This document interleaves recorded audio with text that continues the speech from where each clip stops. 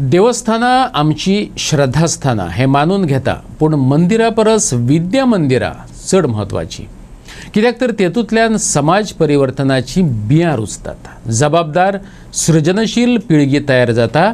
ज्येष्ठ नाट्यकर्मी विठ्ठल उर्फ काका देसाईन सांगले। गोंयांत एका तेंपार अर्थीक मळार उदासीनतेचे वातावरण आसले। अशा वेळार आपल्या भुरग्यांची शिक्षणीक परवड जावची न्हू ह्या हेतान पेडणेच्या समविचारांनी कमळेश्वर शिक्षण प्रसारक संस्था जल्माक घातली। आयज ती फळ्ळ्या फुल्ल्या यशस्वी रितीन 100 वर्सांत पावल घातला। स्कुलाचे विद्यार्थी आयज वेगवेगळी मळां गाजयतात ही गजाल सुख दिली। विठ्ठल उर्फ काका देसाईन सांगले। कोरगांवचे कमळेश्वर शिक्षण प्रसारक संस्थेच्या शताब्दी वर्ष सोहळ्यात तो उलयतालो। उदासीनतेचं वातावरण होतं, कुठंच एनकरेजमेंट नव्हतं। त्यावेळी शिक्षणाबद्दल आस्था असलेले, शिक्षणाबद्दल तळमळ असलेले, शिक्षणासाठी आपल्या मुलांची ससे होलपड होऊ नये, त्यांच्या पालकांना विद्यार्थ्यांना त्रास होऊ नये, आपल्या गावातील मुलांच्या शिक्षणाची सोय गावातच व्हावी म्हणून काही समविचारी लोक पुढे सरसावतात आणि या संस्थेची मुहूर्तमेढ रोवतात। खरोखरच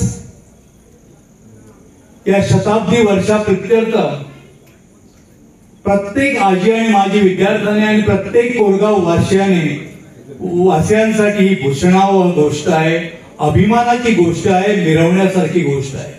मुलांचं भवितव्य हे शिक्षणानेच घडू शकतं, मुलांचं आयुष्य शिक्षणानेच घडू शकतं।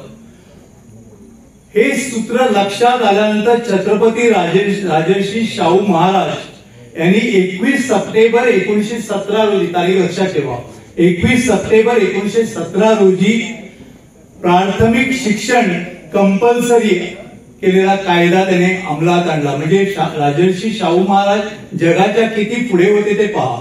आणि कदाचित त्या राजर्षी शाहू महाराजांनी केलेल्या कायद्यातूनच स्फूर्ती घेऊन या संस्थेचे संस्थापक त्याने अवघ्या 7 वर्षात म्हणजे 1924 मध्ये या संस्थेची स्थापना झाली। या संस्थेला वेळोवेळी संस्थेच्या प्रगतीसाठी, संस्था नावारूपास येण्यासाठी अनेकांनी दिलेले योगदान, गेल्या काही वर्षात 10वीचा सातत्याने लागणारा 100% निकाल, त्या निकालाची परंपरा आणि सगळ्यात महत्वाचं म्हणजे जात आणि धर्म सोडून प्रत्येक कोरगाववासी हातात हात घालून हे विद्यादानाचं कार्य निर्हेतुक, निरंतर आणि निरपेक्षपणे करतोय। हे खरोखरच वाखाणण्यासारखी गोष्ट आहे। संत गाडगे महाराजांनी तर सुंदर म्हटलंय, ते म्हणतात खर्चू नका देवासाठी पैसा, शिक्षणासाठी तोच पैसा खर्च करा, करू नका मंदिरांची भर, छात्र जो हुशार त्याच तो पैसा द्याव। आणि पुढे ते म्हणतात शाळेहून थोर नाही ते मंदिर, शाळेहून थोर नाही ते मंदिर, देणगी उदार शाळेला द्यावं।